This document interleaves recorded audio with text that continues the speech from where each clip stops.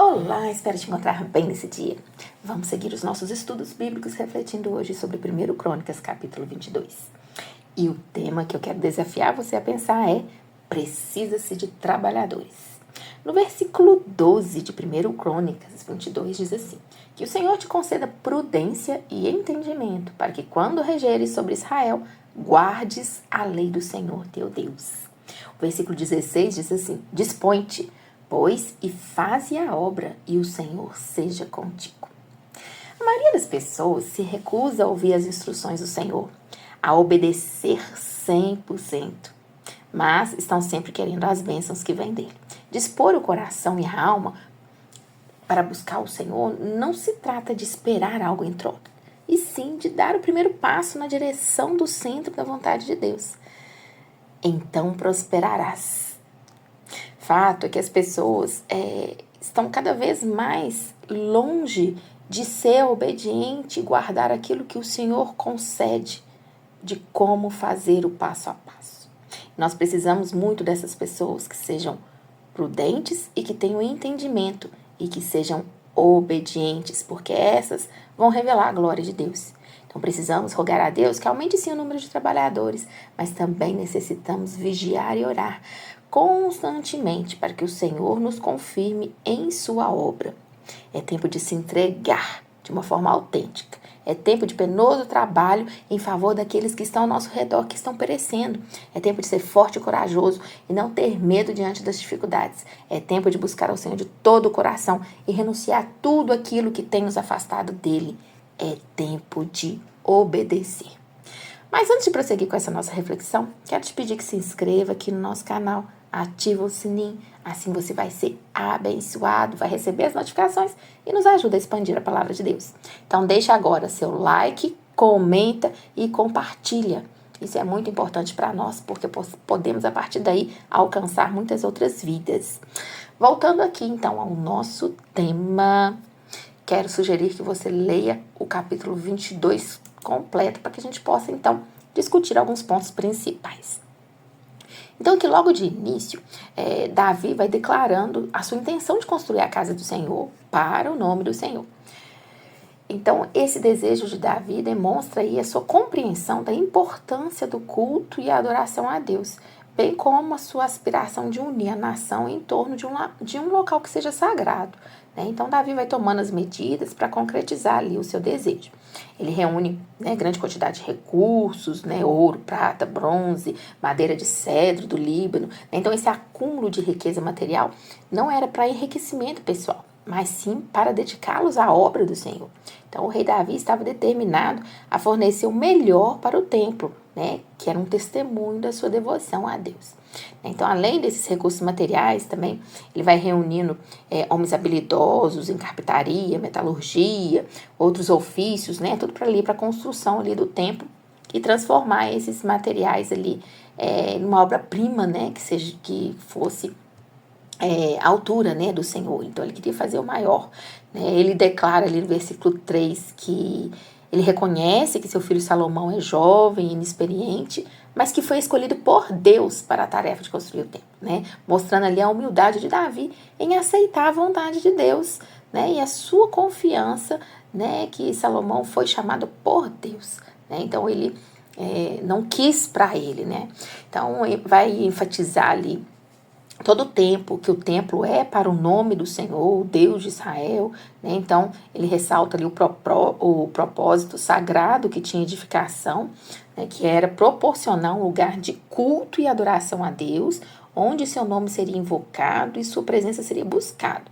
Então, Davi, ele providencia não só recursos materiais e as pessoas, mas ele também faz uma exortação à congregação, aos príncipes, aos guerreiros, para se unirem a ele no apoio à construção desse templo. Então, Davi entende que a realização dessa obra requer o esforço conjunto de todo o povo de Deus.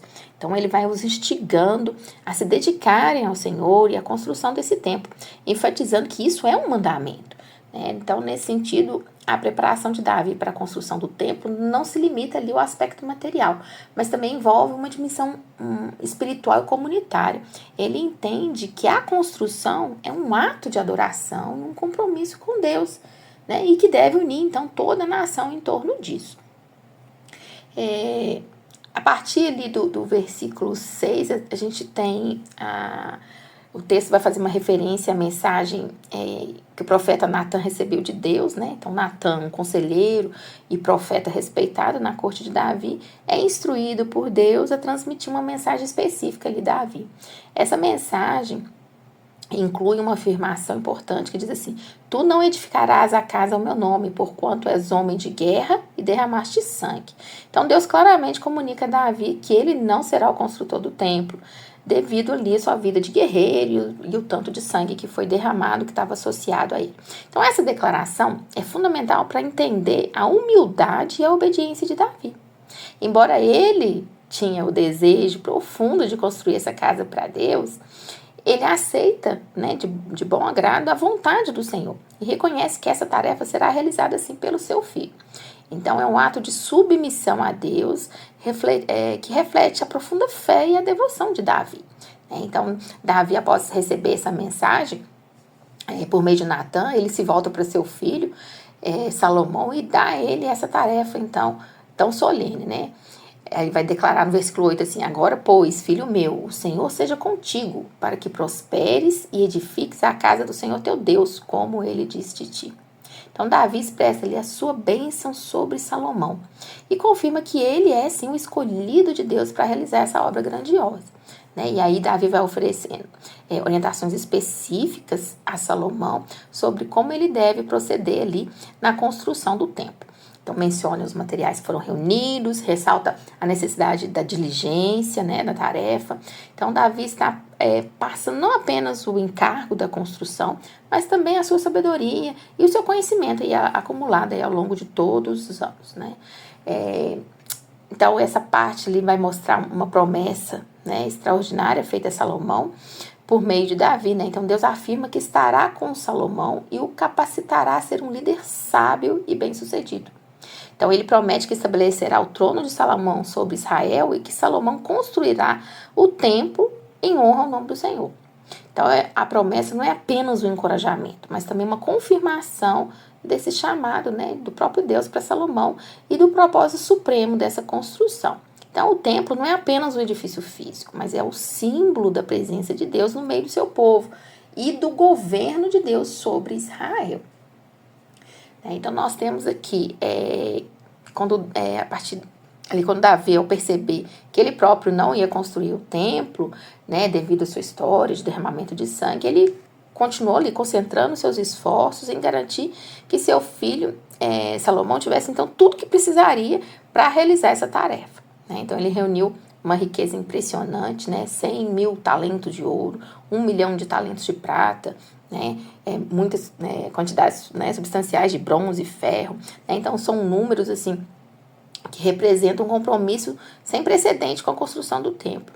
É importante assim, notar que Davi não acumulava riqueza para si, mas ele acumulava para a obra de Deus. A sua generosidade e seu desejo de dar o melhor ao Senhor são evidentes, pois ele entrega a sua fortuna toda para o benefício do templo. Então, Davi, além de fornecer recursos materiais abundantes, também deixou as instruções detalhadas para o seu filho sobre como proceder nessa construção. Né? Ele exorta sempre Salomão a esforçar-se e a agir, enfatizando que a tarefa ia precisar de trabalho árduo, né, e de muita dedicação. Vai fornecendo ali diretrizes específicas para a utilização de todos os materiais que foram surgindo ali, né, para a construção. Então, Davi vai exortando sempre, né, sobre a necessidade de obedecer às leis e os estatutos de Deus. Né? Ele diz a Salomão assim, que observe o Senhor vosso Deus, andando em seus caminhos e guardando os seus estatutos e os seus mandamentos. Né? Então, sempre dando ênfase aí à vontade de Deus, nessa obediência à vontade de Deus, que era sempre o pensamento central de Davi. Então, o rei compreendia que essa construção do templo não podia ser separada da adoração e serviço a Deus. Então, a presença de Deus não poderia habitar em um local onde a santidade e a justiça não fossem mantidas. Então, Davi exortava Salomão continuamente e, por extensão, todo o povo de Israel a viver de acordo com os mandamentos de Deus, como parte essencial dessa devoção. Então, além da obediência às leis de Deus, Davi encoraja Salomão também e o povo a buscar continuamente a presença do Senhor. Então, essa busca fervorosa do Senhor é a característica marcante ali que Davi passa, né? Então, porque ele entendia que não era um lugar físico onde Deus seria adorado, mas um local de encontro, né, onde seria, então, promovida essa adoração. Então, ele desejava que Salomão e o povo se aproximassem de Deus com os corações humildes e ansiosos por esse momento de comunhão. Né? Então, a busca pelo Senhor é esse convite, a intimidade espiritual e a dependência de Deus em todas as áreas.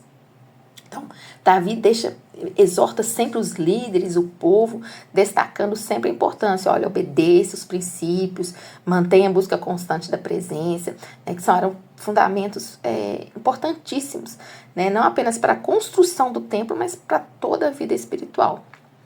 Davi reconhece que Salomão é jovem, inexperiente, mas ao mesmo tempo que é escolhido por Deus. Né? Então, essa compreensão de soberania e providência do Senhor é essencial ali na exortação de Davi. Ele vai enfatizar que o sucesso na construção do templo não depende das habilidades humanas, mas da orientação e da bênção dada por Deus. Né?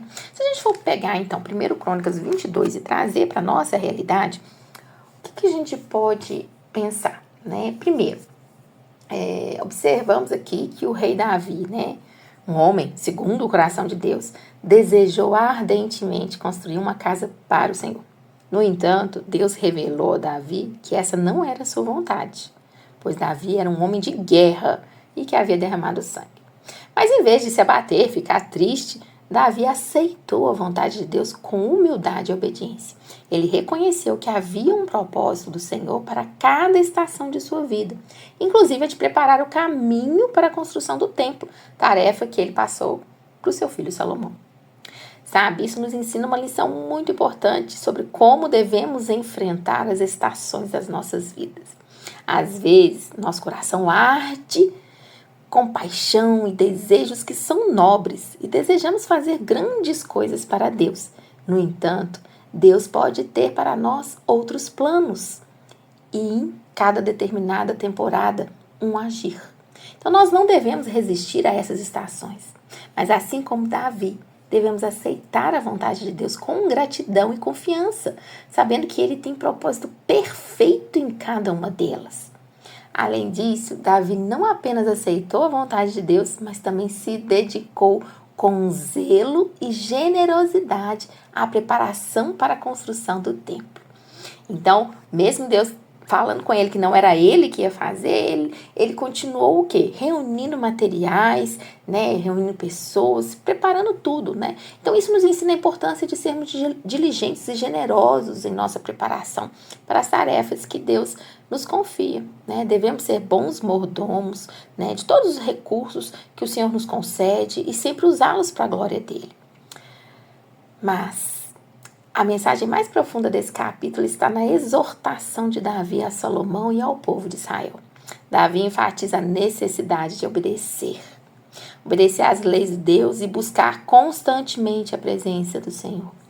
Ele entende que o verdadeiro propósito do templo vai além da estrutura física. É um lugar de encontro com Deus vivo.